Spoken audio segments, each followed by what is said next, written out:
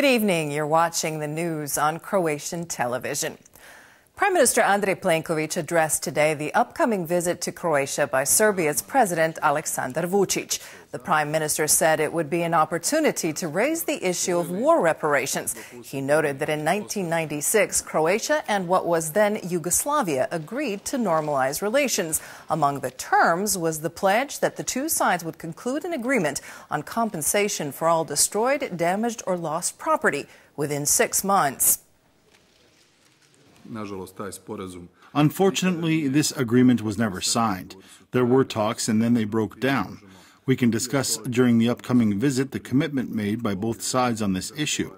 We can clarify this for those who may not be familiar with the issue and explain Croatia's clear and justified interest in it. Serbia's Defense Minister Aleksandar Vulin also commented on Vučić's visit. He said he did not believe Croatia's intentions to improve relations were sincere and suggested the Serbian president's arrival would be met with protest by Croatian ultranationalists. Croatian officials have condemned the remarks. These are very destructive messages that can harm all of the effort that has been put into making this visit possible and the positive outcome that it may yield. This should be handled by the President of Serbia because Vulin is his close colleague. He should tell his colleagues to consider their words more carefully. These are not the kind of messages that we should be sending. I don't think that's the reality. It's an exaggeration. The government adopted changes today to legislation regulating housing rent. The government is trying to resolve the conflict between property owners and residents who have been living in these properties for decades, paying very modest rent. Many of the properties were nationalized during the communist era and returned to the original owners or their descendants only recently. Now the government must meet the European Commission's demands with regard to ownership rights. Starting this July, controlled rents will increase by 20% annually over the next 5 years. After that, the owners can come into their ownership rights and can make use of their property, while recipients of controlled rent will have the right to receive compensation from the state to make up for the difference between the controlled rent and the market price of the rent for their property. Economy Minister Martina Dalić has met with members of Agrokor's Temporary Creditors Council, representatives of the group's suppliers and bondholders, as well as secured and unsecured creditors. She has urged them to agree on a set of activities by the middle of next week to speed up the adoption of a settlement plan proposed by Agrokor's crisis management team. All of Agrokor's creditors, from financial institutions to suppliers, extended significant lines of credit to the company, and it is extremely important for all of you and for the Croatian economy as a whole to speed up the process of achieving a fair, just, and balanced settlement to make up as much as possible for the losses that you have suffered, and that Agrokor may continue to grow, create new jobs, and open up new markets.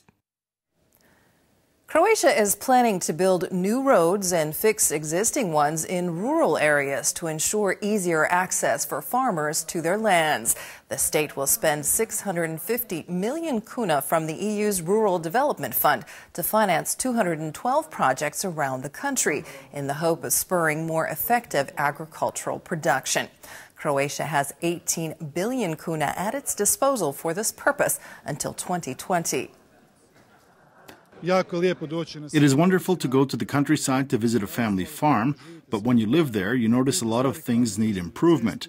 Roads, running water, sewage, there's no daycare, no fast internet. That's why the Ministry of Agriculture, with funding from the EU, is trying to improve the quality of life in our rural areas.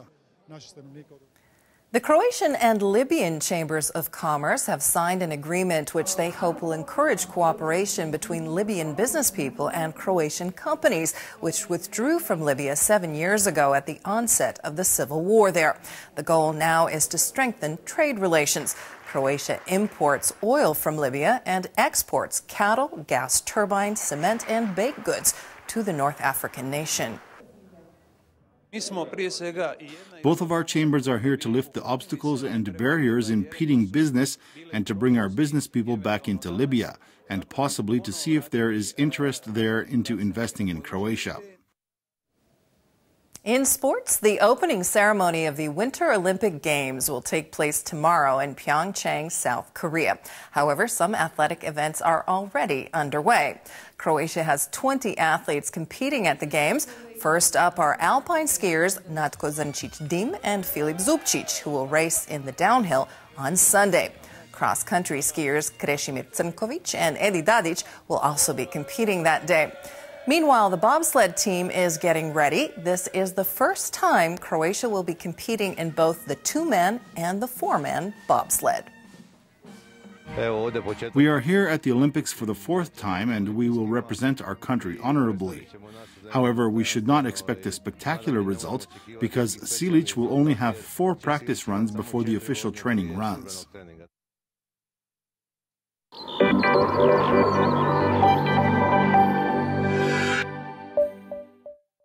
Tomorrow's forecast calls for partly sunny weather in most of Croatia. The valleys of the interior may see some morning fog. Some areas along the coast may still get a few more showers, and the mountains a bit more snow. Winds along the coast will be mostly mild. Morning lows will range from -6 to -1 degree in the interior and from +2 to 7 on the coast. Highs for the day will be between 2 and 6 inland, slightly cooler in areas affected by fog. On the coast, expect highs of 9 to 14. The 3-day outlook calls for more very cold nights and mornings with temperatures up to -10 degrees in places. Much of the wet snow on the ground is expected to freeze, which could cause some traffic problems over the weekend, along with frequent spells of fog, which a rising northeasterly wind will clear up temporarily on Saturday. The mountains could get some more snow on Saturday as well. The new week will bring more heavy rain and snow.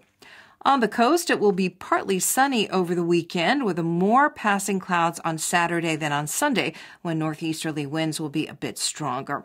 In the new week, southeasterly winds will rise on the central and south coast.